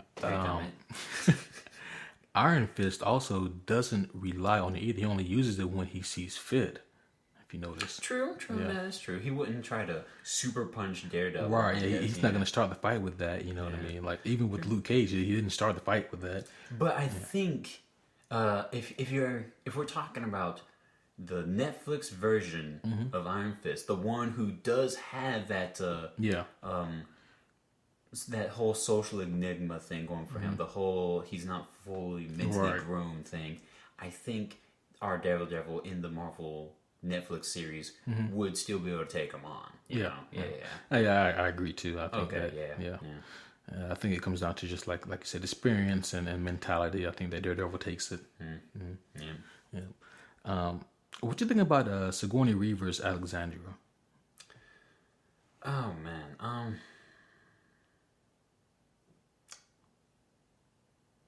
I thought it was interesting. I don't know. When I first saw it, I was kind of like tossed aback a little bit because we saw. It wasn't our first time seeing a popular actor or actress playing the role of a villain, such as David Tennant or something, you know? I did, however, have my reservations, to be honest. Just because, we first saw her, and all of a sudden Riley went from being a badass space cadet to, Oh, Ripley. I'm sorry, I said Riley, didn't I? Ripley, excuse me, people. We saw Ripley going from badass space astronaut survivor to classy white gown, and it's like, oh, that's a new take, but I wasn't fully, anticipating it, if I may. I wasn't fully giving it like a a huge, oh, this is going to be amazing. They got her behind this. Yeah. Whoa. I was more kind of like, okay, popular actress, that would be magnetic in a sense, yeah, but what direction are we taking this, folks? Are we the common folk fighting the rich? Are we what is going on here? Mm-hmm. Later on, whenever we finally saw the show and we all ended on those eight episodes and we saw what her character was, I thought then it's like, okay, this is a lot cooler. Mm-hmm. You know, almost like this timeless figure held together by the powers of the hand and whatever, you know, cool shit they're doing on their Saturday nights, you know. I thought then it actually worked out a whole lot better, you know? Yeah. I never had any doubt about Sigourney's casting. Yeah. I wasn't concerned about her. I was concerned I was concerned about the character, because Alexandria is a character made for the TV show. She's not an actual Marvel comic book character. So yeah, that was my main thing, because I didn't know what Alexandria was going to be. But anyway, whatever it was, Sigourney Weaver could handle it. Right. No, she's definitely a talented actress, and I didn't have any, you know, lack of faith in her. I don't know. I more had lack of faith in the idea of the character. And like you were saying, it was definitely rough to put faith in someone that was a fresh make. You know, it's like, oh, flip through the comic book. Who the hell are you? You're not in this. You know? Yeah. Mm-hmm. So, yeah, that... Right, she and it's not that I'm opposed to the TV shows making new characters.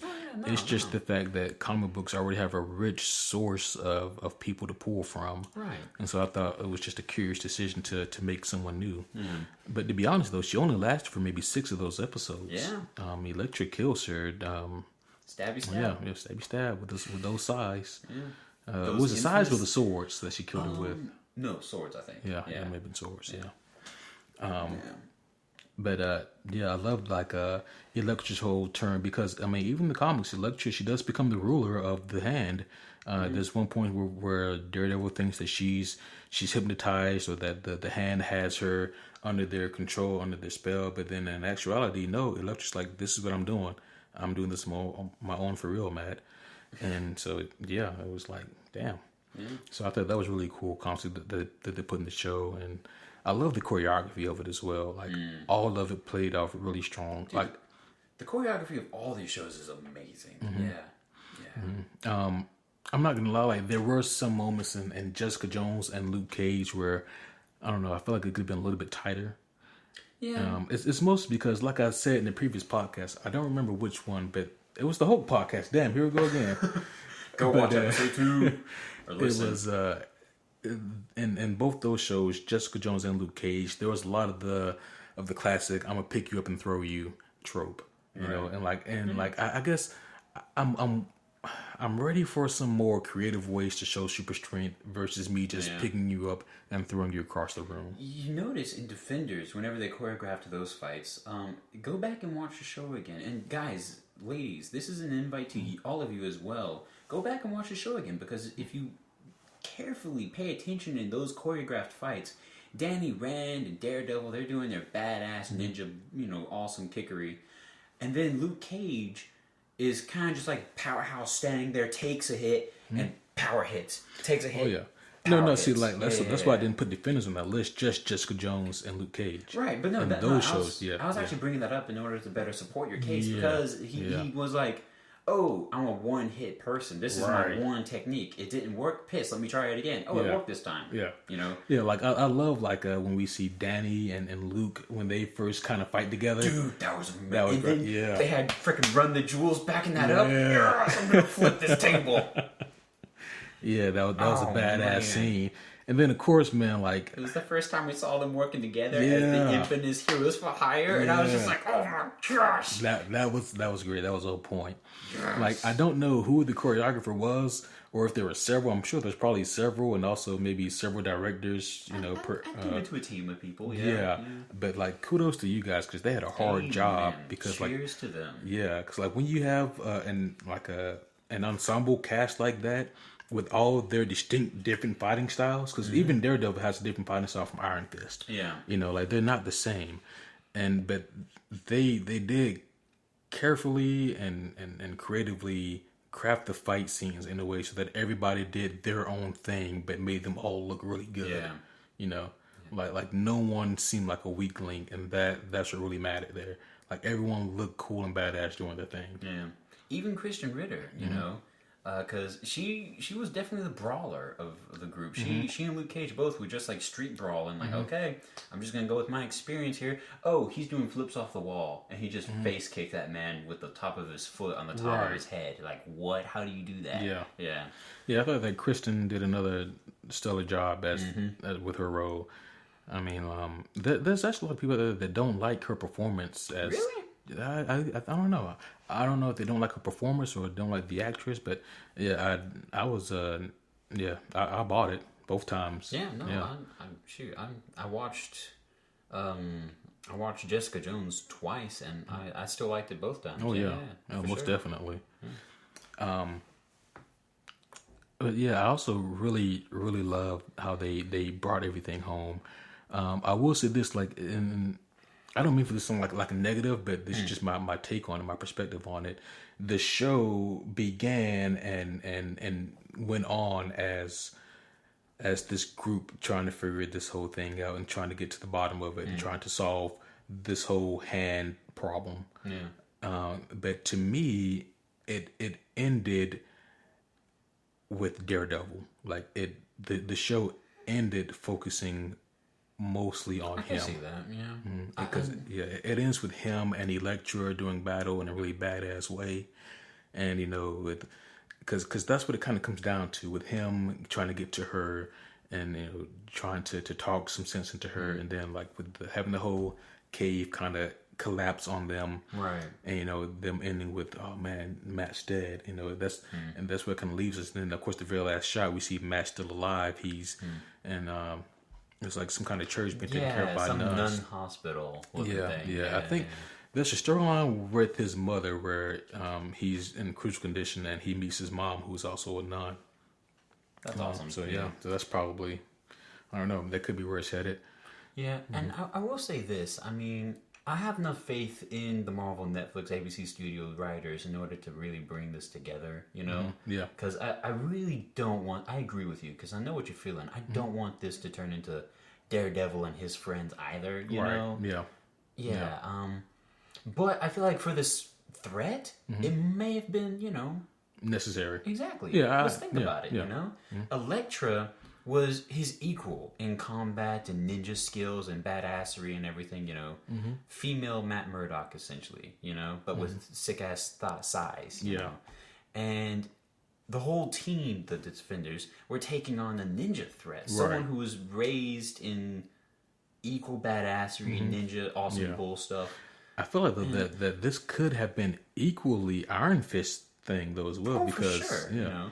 And I feel like he did definitely get some highlighted attention. He was, you know, the key and all that. Yeah. He was more of an object to them. Yeah. We don't care for you. Just make your hand go. Right. Make your hand go ET, you know? Yeah. We've actually been going for a pretty good time here. Probably closing this up. Do you have any closing remarks on the Defenders as a whole, the TV show, characters, old school comic books, new school comic books? Well, for those of you out there who have chosen to not give it the time, as far and few in between as you guys are, sorry for the spoilers. Go watch the damn show. It's still amazingly worth it. 8 episodes, all of them are great. For anyone who hasn't watched any of the Netflix shows, I know we highly recommend, I'm speaking for my boy Q here, we highly recommend sit down on your couch and go watch Netflix, damn it. Go get the series in, witness these stories, and see a whole nother side of Marvel that the movies choose not to give us, you know? Yeah, we know you guys have Netflix because everyone has Netflix. So stop watching Stranger Things for the 4th time. Also a great show. Also another great show. Man, good old Stranger Things. Friends don't lie. If 11 ever becomes a mutant, then I would totally podcast on it. Yes. But until then, she could be a New Mutants, you know. Come on. Well, she'd technically be a meta-human, so maybe she'd be more DC. I don't know, because she wasn't born with the powers. We can still talk about or that. she could be superhuman like Spider-Man. So who knows? Yeah. Anyways, there's you know, way around and whatnot. Yeah. But no, This has been a great episode for us, just because you know, we love the Netflix shows. Yeah, we love the Netflix shows, and I had to give the new comic run a try and see how it is. I'm sure it's got to be pretty good. I got to look and see what the writer is for the new comic book run. But yeah, for sure. Like if you really want to read like an interesting comic that maybe you haven't read before, then read some of the old school Defenders run. And if you know the old school stuff isn't quite your cup of tea, then like I said, I definitely recommend Defenders Volume 4. It has majority of the old school characters, but in a new school story arc that can be really fun to read. And yeah, you know, Defenders is a great television show, great characters. Definitely give it a watch if you don't. Let us know your thoughts on the characters also as a whole, and tell us what you think about the Defenders. Mm-hmm.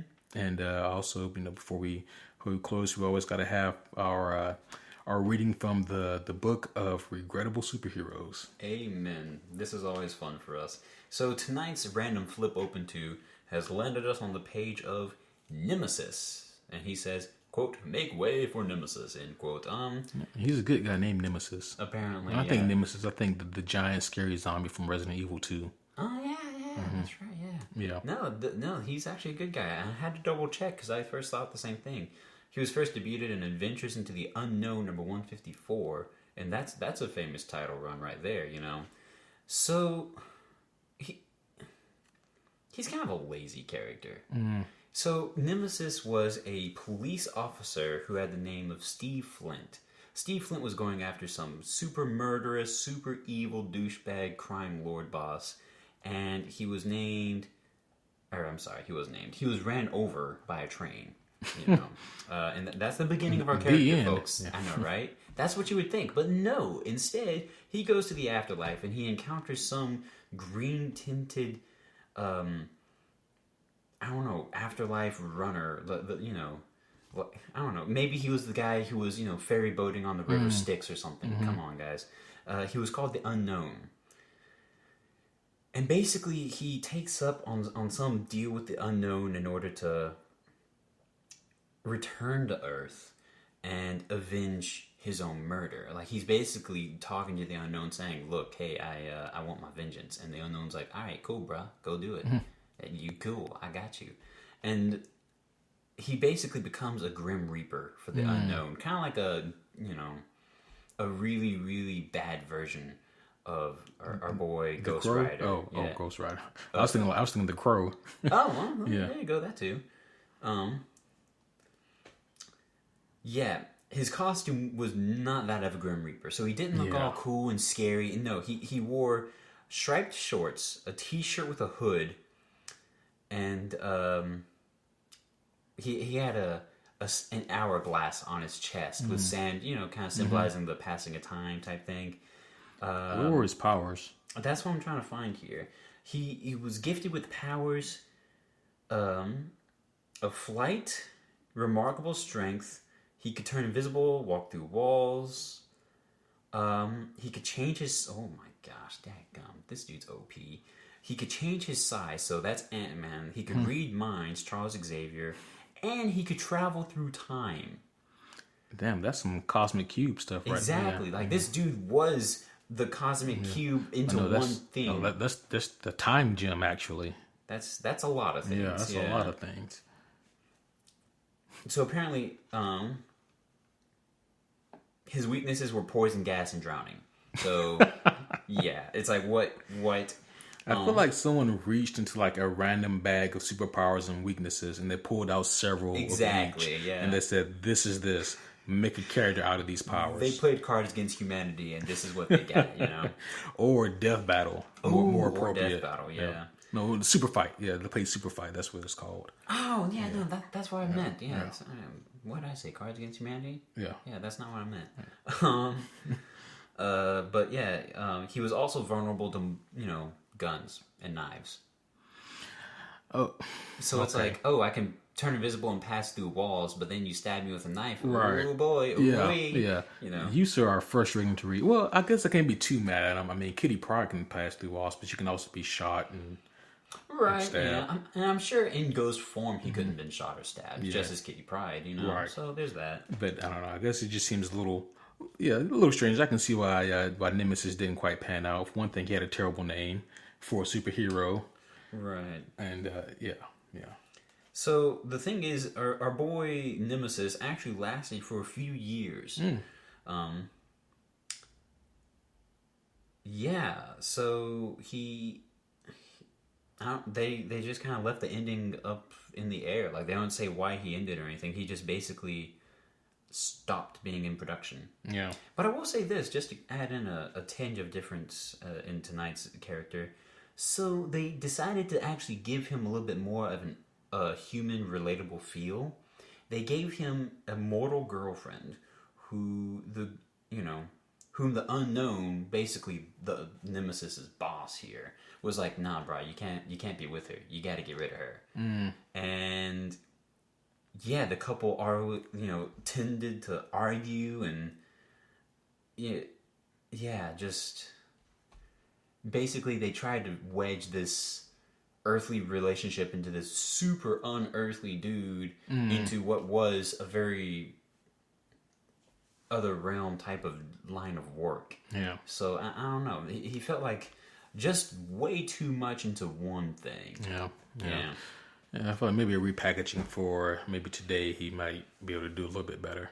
Yeah. But maybe make the Unknown talk like I did for him. I realized I kind of had him do the same impressions a few times.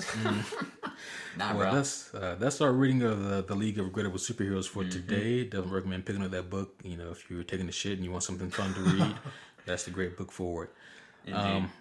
So yeah, we actually let's get the people some dates here coming up. We actually have some news here. We will now be mostly recording now on not only Sundays but also throughout the week, particularly Wednesdays.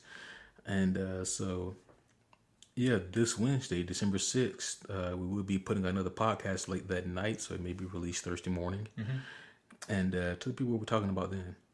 We're actually going to be going way into the past, a blast from the past, if you will, if you permit me such a thing there.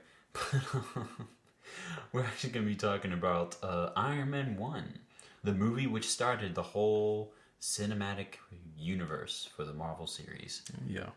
So that'd be fun. And then, of course, the following Sunday, next Sunday, we'll be talking about the big bag purple titan himself, the Mad Titan Thanos.